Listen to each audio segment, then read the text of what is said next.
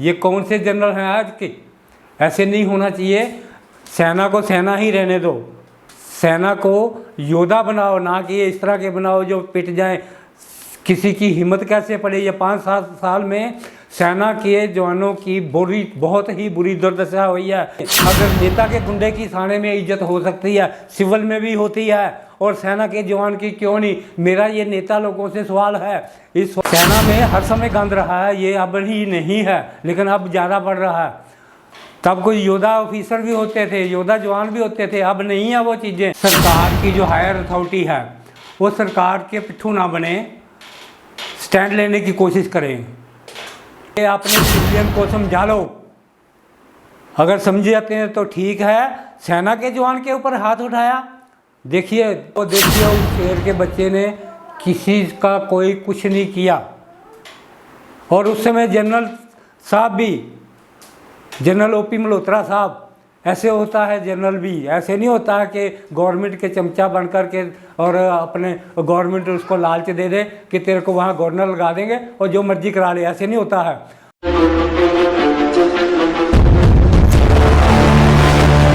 जय हिंद, जय भारत, वंदे मातरम।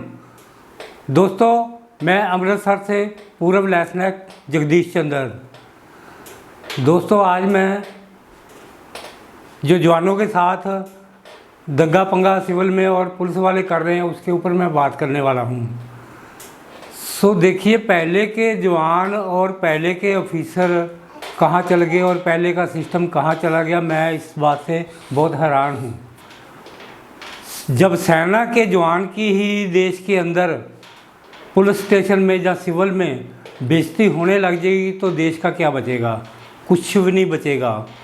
अभी ये पिछले 6-7 दिनों में जो रोपड़ में घटना हुई है, अभी चंडीगढ़ 11 सेक्टर की घटना अभी भूली ही नहीं थी और आगे फिर घटना घट गई है। ये सेना की ऑफिसर लॉबी का इसमें काफ़ी ज़्यादा रोल है। ऑफिसर लॉबी जो है कि नहीं, सरकार की जो हायर अथॉरिटी है वो सरकार के पिट्ठू ना बने, स्टैंड लेने की कोशिश करें, अच्छा रहेगा। मैंने पहले भी वीडियो में बोला था कि जवान का ही नहीं, जब ऑफिसर का भी नंबर लगने वाला, कर्नल रैंक तक भी लगा है। तो अभी इसमें भी देखिए एक मेजर साहब पिट गए हैं। वो सेना में तुम लोग इतने शेर बनते हो, सिविल में देख लो क्या पोजीशन है तुम लोगों की। शेर तो शेर ही रहता है ना, लेकिन सेना में ही शेर ना बनो, सब जगह शेर बनो, तभी ठीक रहेगा। मैं 1981 में श्रीनगर मेरी पोस्टिंग हुई थी। उससे पहले 26-27 जुलाई को 80 में वहाँ पे भी सेना के जवान को ही नहीं, मेरी बटालियन के 1-2 जवान को सिविलियन ने लाल चौक में पीटा था। और वहाँ पे जो एंटी नेशनल एलिमेंट है वो काफ़ी ज़्यादा सरगर्म रहते थे, अब शायद कुछ कम हुए हैं। तो वहाँ पे क्या एकदम अफवाह फैला दी गई कि ASC के 2 जवान मार दिए गए हैं। तो वहाँ पे काफ़ी ज़्यादा हंगामा हुआ था। मैं तो 81 में गया, ये 80 की बात है। तो वहाँ पे उस समय देखिए ऑफिसर और आज के ऑफिसर, उस समय हमारे कर्नल साहब जो थे वो छुट्टी पे थे और स्टेशन में ही थे। तो यूनिट से भी उनको फ़ोन गया तो वो यूनिट में आए भी, जबकि इस तरह की पोजीशन जो कंडीशन होती है उसमें ऑफिसर साइड कट मारता, साइड हो जाता है। लेकिन वो देखिए शेर का बच्चा, वो आ गया यूनिट में ही। उसने आकर के जवानों को जैसे वो शांत हो सकते थे ऐसे शांत किया और बहुत अच्छे से। बटालियन में जो ऑफिसरिंग CO थे, कोई मेजर बाजवा थे शायद, तो उनको सबरिया कमांडर ने अंडर कस्टडी ले लिया था। तो CO साहब जानते थे बाहर का क्या माहौल है, वातावरण है। उस समय भी देखिए जो वहाँ के CM का बेटा डॉक्टर फर्रुख अब्दुल्ला, उसके साथ सबरिया कमांडर के बेटी के अफेयर्स चल रहे थे। इसी कारण ही उसने मेजर साहब ऑफिसरिंग CO को अंडर कस्टडी लिया। अगले दिन जब CO साहब सबरिया कमांडर गए तो जाकर के खड़े होकर के बोले, ऐसे ऑफिसर स्टैंड लेते हैं। उन्होंने सीधा ही आर्मी हेडक्वार्टर में बात कर रखा था, उनको पता था यहाँ मेरी कोई सुनाई नहीं होगी।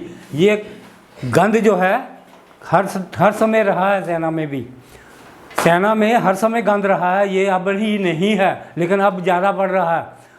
तब कोई योद्धा ऑफिसर भी होते थे, योद्धा जवान भी होते थे, अब नहीं है वो चीज़ें।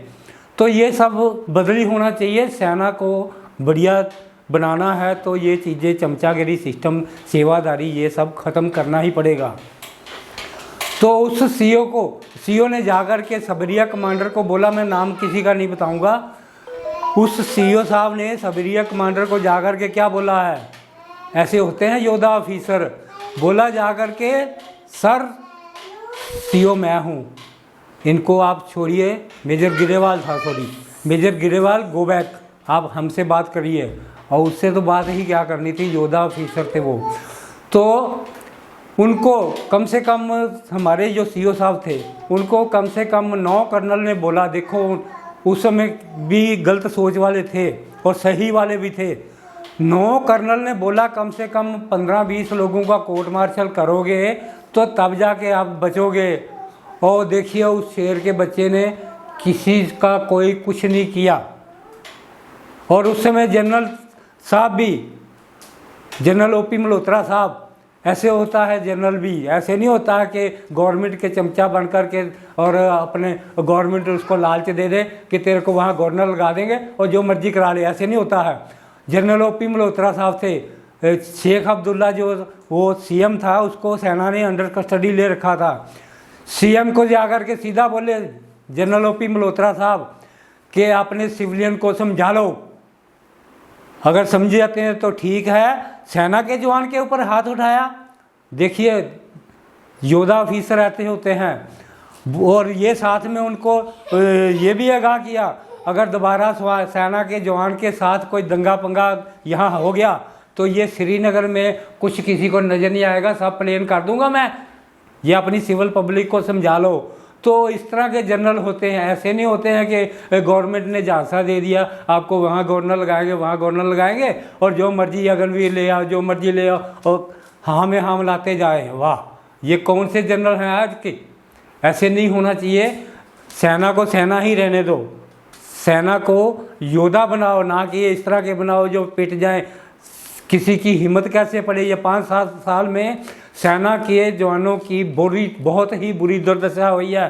किसी ने कहाँ डंडा दे दिया नेक को और किसी ने कुछ कर दिया, किसी ने पीट दिया, कोई घसीट के ले गया। कहाँ जा रहे राजनेता? ये राजनेता लोगों का कसूर है।